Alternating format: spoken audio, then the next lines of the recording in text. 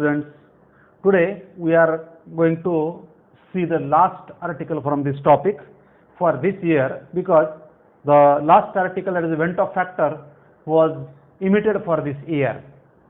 Therefore, while learning this osmotic pressure, this is one of the colligative property जो हम अभी तक learn करते आ रहे हैं, उसमें की लास्ट फोर्थ कोलिगेटिव प्रॉपर्टी है osmotic pressure. It depends upon the vapour pressure of solution. Again वो भी वेपर प्रेशर ऑफ सॉल्यूशन पे डिपेंड है, so called as the colligative property, इसलिए हम उसको कोलिगेटिव प्रॉपर्टी बोलेंगे. While learning this osmotic pressure, जब हमको ऑस्मोटिक प्रेशर लर्न करना है तो उसमें पहले कुछ प्रॉपर्टीज लर्न करना है. उसकी कौन सी प्रॉपर्टी हमको लर्न करना है? पहले हमको उसमें देखना है what is mean bye semi permeable membrane. Semi permeable membrane,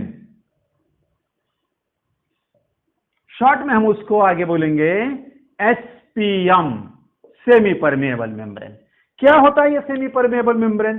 semi permeable membrane is a film. ये फिल्म है, फिल्म टाइप आता है. क्या करता है? What is the role of that semi permeable membrane? Semi permeable membranes are of two types. दो type के semi permeable membrane है. एक है naturally found semi permeable membrane और दूसरे है artificial semi permeable membrane. Naturally कौन से है? तो वो है gall bladder,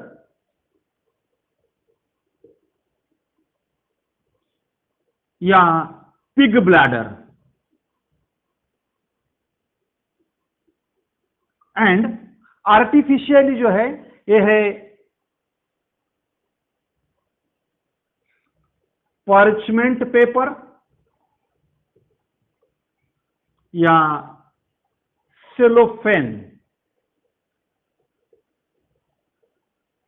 so these are the types of semi permeable membrane. ये सेमी है, परमिशन देता है, सबको परमिशन नहीं देता है. Selectivity is there. वहां पे क्या है? सिलेक्टिविटी. काय में सिलेक्टिविटी है? परमिशन में सिलेक्टिविटी है. बोले तो ये फिल्म के अंदर से जाने वाला, ये गॉल ब्लैडर के अंदर से या पिग ब्लैडर के अंदर से या फिर पार्चमेंट पेपर में से जाने के लिए या सेलोफेन में से जाने के लिए वहां पे क्या है? सिलेक्टिविटी है. सिलेक्टिव को ही वो जाने देता है. क्या है सिलेक्टिविटी? वो सिलेक्ट करता है सॉल्वेंट मॉलिक्यूल्स के लिए. वो अलाउ करता है solvent molecules to pass through this film, या called as semi permeable membrane. ये सेमी परमिएबल मेम्ब्रेन अलाउ करता है, किसको अलाउ करता है? Solvent molecules which are smaller in size. जो स्मॉलर साइज के हैं वही सॉल्वेंट के मॉलिक्यूल्स को अलाउ करता है. और वो किसको अलाउ नहीं करता है? सोल्यूट मॉलिक्यूल्स को. सोल्यूट के जो मॉलिक्यूल्स है वो solute molecules are not allowed, sorry, वो नहीं जाने देता है. किसको? सोल्यूट मॉलिक्यूल, जिसका मॉलिक्यूलर वेट जो है वो हाई है. या दिस पार्टिकल्स, किसके? सोल्यूट के particles, generally found in the form of molecules और may be in the form of ions. जिसका हायर मॉलिक्यूलर वेट होता है उसको वो नहीं जाने देता है. और किसको जाने देता है? सॉल्वेंट के मॉलिक्यूल्स को, which are smaller in size.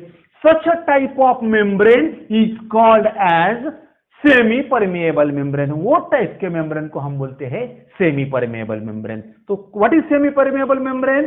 This is the membrane which only allows the solvent molecules which are of smaller size to pass through it, but not allows, किसको नहीं अलाउ करता है? solute molecules. That solute molecules may be ions and having higher molecular weight. Therefore, they are not allowed to pass through them. So, while learning the osmotic pressure, first term is there called as semi-permeable membrane. Now, the second term is there, that is also important, and that term is called as osmosis. वो भी term है जिसको आपको बोलना है osmosis.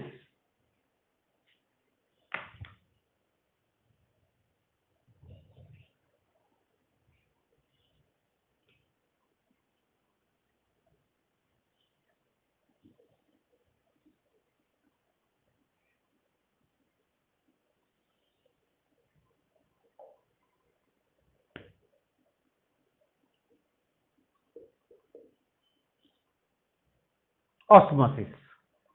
जब तक हमको ऑस्मोसिस नहीं समझ में आता तब तक ऑस्मोटिक प्रेशर नहीं समझ में आएगा।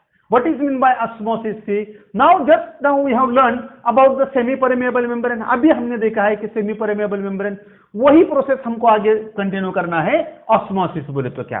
Now suppose this is one example. अब ये एग्जांपल देखिए तो वो ऑस्मोसिस के आइडिया क्लियर हो जाएंगे। हमने क्या किया है, हमने एक बड़ा जार लिया है, एक कंटेनर लिया है और उसके बीच में सेंटर में हमने क्या लगाया है, ये सेमी परमिएबल मेम्ब्रेन लगाया है। सेंटर में सेमी परमेबल मेम्ब्रेन लगा है। लेफ्ट साइड जो है वहां पे हमने क्या रखा है, सॉल्वेंट को रख दिया है और राइट साइड को जो है हमने सॉल्यूशन को रख दिया है। सॉल्यूशन में क्या होगा, सॉल्यूशन में सॉल्वेंट भी होगा एंड उसमें सोल्यूट भी होगा। सोल्यूट हमारा कैसा होता है आपको पता है, we are learning the solutions. Our solution solute जो है वो है नॉन वोलाटाइल सोल्यूट उसके अंदर है।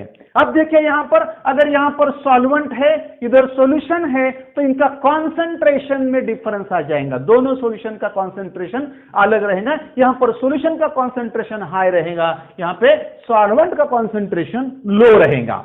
अब यहां पर जो सॉल्वेंट के मॉलिक्यूल्स है they will pass through the semi permeable membrane, they will only pass through the semi permeable membrane, not the solute molecules. वो सोल्यूट मॉलिक्यूल नहीं पास हो जाएंगे। अब यहां पर अगर हम देखेंगे तो हमको ध्यान में आएगा कि दोनों तरफ से सॉल्वेंट एक ही है, बोथ साइड सॉल्वेंट एक ही है। यहां पर हमने समझो प्योर वाटर लिया, यहां पे प्योर वाटर प्लस शुगर ले लिया, तो दोनों तरफ से सॉल्वेंट एक ही है। तो it is possible that solvent molecules will pass through in both direction। ये दोनों डायरेक्शन में पॉसिबल है सॉल्वेंट मॉलिक्यूल को पास होना, लेकिन हमको लर्न करना है ऑस्मोसिस। हम ऑस्मोसिस लर्न करने जा रहे हैं। पॉसिबल तो है लेकिन कहां पर नेट फ्लो हो जाएगा सॉल्वेंट का वो देखना है हमको। Now see, as solvent is having, जो सॉल्वेंट होता है, सॉल्वेंट का जो वेपर प्रेशर है it is higher than that of the solution. जो सॉल्यूशन हमने लिया है वो सॉल्यूशन पर से, सॉल्यूशन के से ही ज्यादा किसका वेपर प्रेशर हो जाएगा, ये सॉल्वेंट का वेपर प्रेशर हायर होगा rather than that of the solution. And therefore इसके कारण ये जो सॉल्वेंट के मॉलिक्यूल्स है they will pass through, solvent के molecules will pass through the semi-permeable membrane unidirectionally in the solution। solution में unidirectional flow हो रहा है किसका, solvent molecule का, through semi-permeable membrane। this process is called as osmosis। what is osmosis? the flow of solvent molecules through semi-permeable membrane towards the solution side or from the lower concentration to the higher concentration is called as osmosis। उसको हम osmosis बोलते हैं। अब वही osmosis हम lower concentration of solution और higher concentration of solution consider करके भी हम explain कर सकते हैं। हमारे पास दो solutions है, दो solution कैसे है, एक ही solute से बने वाले दो solutions है, लेकिन दोनों में क्या है कॉमन, कॉमन हमारे पास उसका सॉल्वेंट है। सॉल्वेंट हमारे दोनों में कॉमन है। यहां पर उस सोल्यूट की मात्रा कम है, हायर कॉन्सेंट्रेशन में सोल्यूट की मात्रा ज्यादा है।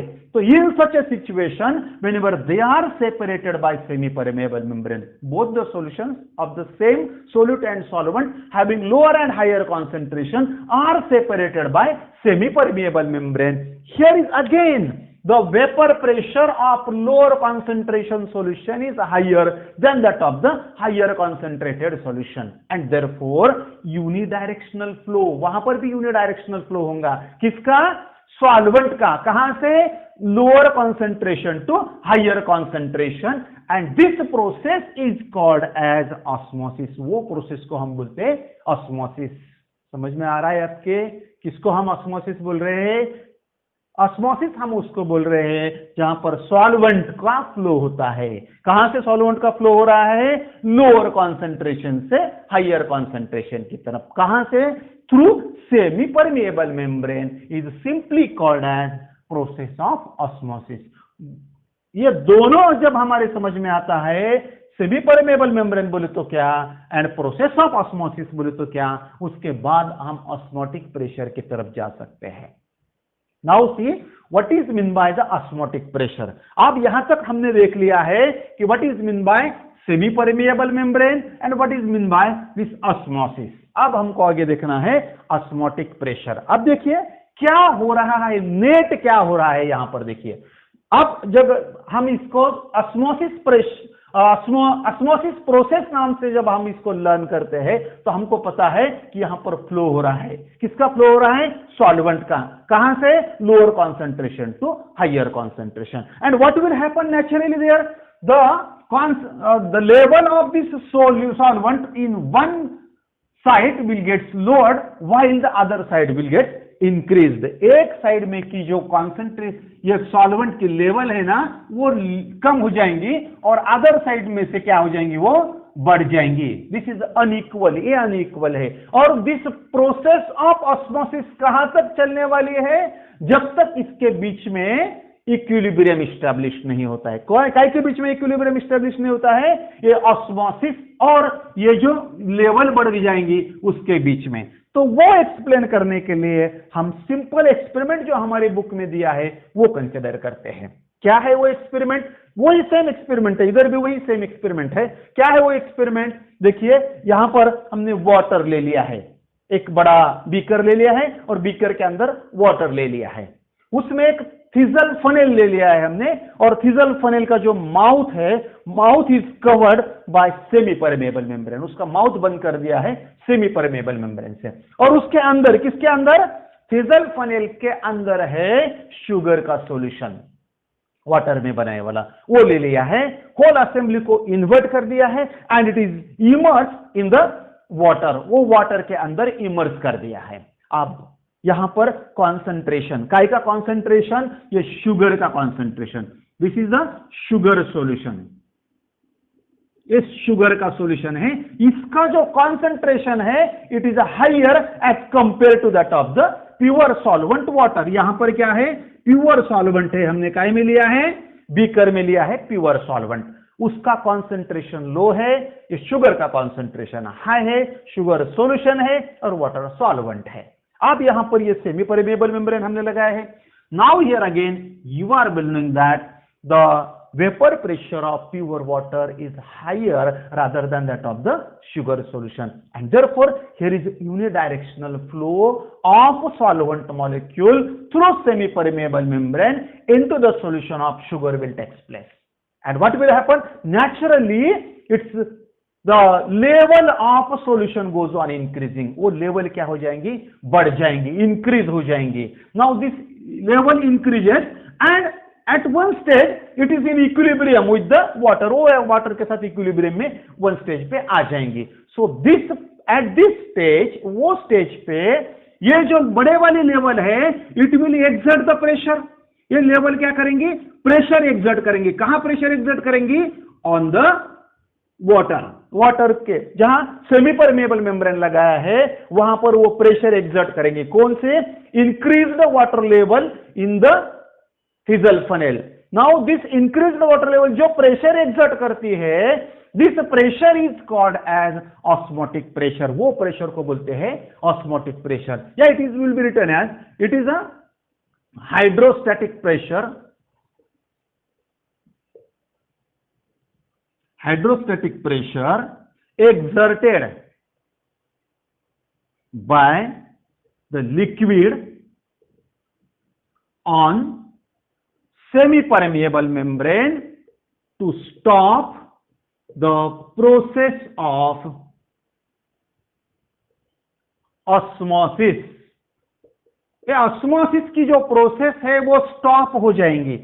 कब हो जाएंगी, इक्विलिब्रियम जब स्टैब्लिश होती है, एट इक्विलिब्रियम, जब इक्विलिब्रियम स्टैब्लिश हो जाएगा, काय के बीच में, hydrostatic pressure exerted by the liquid, ये जो लिक्विड है इसके अंदर आए वाला, उसका जो हाइड्रोस्टैटिक प्रेशर आ जाएगा वो सेमी परमेबल मेम्ब्रेन के ऊपर, तो वो स्टॉप करता है काय को, ये वाटर को इसका अंदर आने ही नहीं देता है। तो वहां पर एक इक्विलिब्रियम स्टैब्लिश होता है, ऊपर से ये हाइड्रोस्टैटिक प्रेशर और नीचे से जो आने वाला ऑस्मोसिस का, वो दोनों के बीच में जो प्रेशर एग्जर्ट हो जाएगा, this pressure is called as osmotic pressure. वो प्रेशर को हम बोलते हैं ऑस्मोटिक प्रेशर। और जब ऑस्मोटिक प्रेशर हमको कैलकुलेशन करना है, अगर H इज द हाइट है, H क्या है, suppose H is the height of this liquid, height of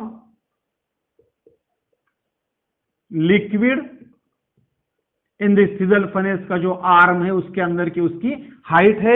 if rho is the density of liquid, उसकी डेंसिटी है, लिक्विड की डेंसिटी है, and g is the acceleration due to gravity, acceleration है gravity का। तो what would be the pressure, that pi osmotic pressure is equal to H into rho into g से हम क्या करेंगे, ऑस्मोटिक प्रेशर को कैलकुलेट कर सकते हैं। So this is the simple experiment by which we can learn all this properties called as semi permeable membrane. What is mean by process of osmosis, ये osmosis की प्रोसेस है, and this is the osmotic pressure. यहां पर भी osmotic pressure हमारे समझ में आएगा क्योंकि ये लेवल बड़ी है। अगर हम उसको ऊपर से कुछ एक्सटर्नल प्रेशर लगाते हैं, यहां पर भी हम क्या करते हैं, इसको भी हम लेवल यहां बड़े वाले बता सकते हैं, और इसके ऊपर भी हम जो बाहर से प्रेशर लग जाएगा, या ये बड़े वाली लेवल जो प्रेशर एक्सर्ट करेंगे नीचे सेमी परमेबल मेम्ब्रेन पे, तो उसको बोलते हैं हम osmotic pressure. This is osmotic pressure. Now the next article is there called as calculation of molecular mass depending upon this osmotic pressure. But before going to this calculation, I will explain one more term called as reverse osmosis here only. Reverse osmosis written as RO, जो हमारे आजकल घर में लगे वाला है सबके RO, जो हम पानी पी लेते हैं, वो RO की फंक्शनिंग कैसे होती है। तो RO की फंक्शनिंग ऐसी है, ये जो लेवल बड़ी है ना, ये बड़े वाली लेवल के ऊपर से हम यहां से प्रेशर को बढ़ाएंगे, we will create the more pressure on this liquid. ये लिक्विड के ऊपर बोले तो ये सॉल्यूशन के ऊपर हम बाहर से प्रेशर लगाएंगे, एक्सटर्नल प्रेशर, एक्सटर्नल प्रेशर लगा रहे हम बाहर से, और ये एक्सटर्नल प्रेशर हम बढ़ा रहे हैं। अब ये अगर एक्सटर्नल प्रेशर बढ़ेगा तो what will happen, whatever the liquid that is pure water entered into the solution, जो प्योर वाटर सॉल्यूशन में एंटर किए वाला है, that pure water will start to flow in reverse direction. ये reverse direction में water का, pure water का जो फ्लो है वो बढ़ जाएगा। तो हमको इम्प्योरिटी से प्योरिटी की तरफ, इम्प्योर वाटर से प्योर वाटर की तरफ वो सॉल्यूशन में से वाटर निकल जाएगा, सॉल्वेंट हमारा निकल जाएगा, वाटर हमारा जो यूनिवर्सल सॉल्वेंट है वो निकल जाता है, और हमको जो मिलने वाला वाटर होता है वो कैसा होता है, प्योर वाटर होता है। So that is called as reverse osmosis, उसको हम बोलते हैं रिवर्स ऑस्मोसिस। कैसे करेंगे हम उसको, एक्सटर्नल प्रेशर बढ़ाएंगे, कहां पर, सॉल्यूशन की साइड के ऊपर, लो हायर कॉन्सेंट्रेशन का जो सॉल्यूशन है उसके साइड के ऊपर हम ऊपर से एक्सटर्नल प्रेशर लगाएंगे। तो प्रेशर लगने के बाद उसके अंदर का जो सॉल्वेंट है, solvent flows in reverse direction rather than that of the osmosis, so called as reverse osmosis. So this is one more article here we have finished called as reverse osmosis. इसके ऊपर से ही हमको पहले दो solutions देखना है, जिसको हम बोलते हैं isotonic solution. Simple single mark के लिए आने वाले डेफिनेशंस है, हाँ, काफी बार ये बोर्ड के एग्जामिनेशन में पूछे जाते हैं। What is mean by isotonic solution, isotonic के बाद है हाइपरटोनिक सॉल्यूशन, एंड लास्ट में है hypotonic solution. So see what is mean by isotonic solution, if suppose we have 1 molar urea solution, हमारे पास यूरिया का सॉल्यूशन है 1 मोलार, और हमारे पास वही सेम 1 मोलार शुगर का सॉल्यूशन है, sugar solution. Now see if both solutions are of equal molarity, अगर ये दोनों सॉल्यूशन इक्वल मोलैरिटी के हैं तो ये दोनों सॉल्यूशन जो प्रेशर एक्सर्ट करने वाले हैं वो same osmotic pressure, same osmotic pressure exert करेंगे, such a type of solutions are called as isotonic solution। जो सॉल्यूशन का ऑस्मोटिक प्रेशर सेम होता है, हम कॉन्ट्ररी बोल सकते हैं, उनका कॉन्सेंट्रेशन भी सेम हो सकता है। So this is called as isotonic solutions. ऐसे सॉल्यूशंस को हम आइसोटोनिक सॉल्यूशन बोलते हैं।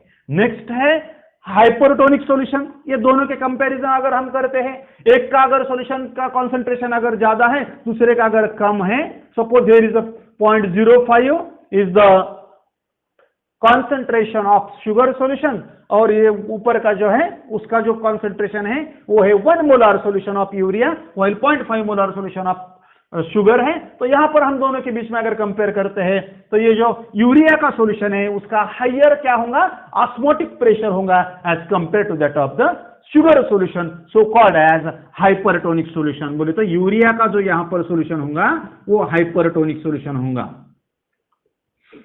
Hypertonic. And with respect to that urea, whatever the sugar का सॉल्यूशन जो है इसको बोलते हैं हाइपोटोनिक सॉल्यूशन। ये शुगर का सॉल्यूशन जो होगा ये है hypotonic solution, because its concentration is less या osmotic pressure is less as compare to the other solution. दूसरे सॉल्यूशन के साथ उसको कंपेयर करना है, यहां पर कंपैरिजन है, दो सॉल्यूशन के बीच में कंपैरिजन है। अगर वो सॉल्यूशन में अगर दोनों सॉल्यूशन का कॉन्सेंट्रेशन अगर सेम है, ऑस्मोटिक प्रेशर अगर सेम है, तो हम उसको बोलते हैं आइसोटोनिक।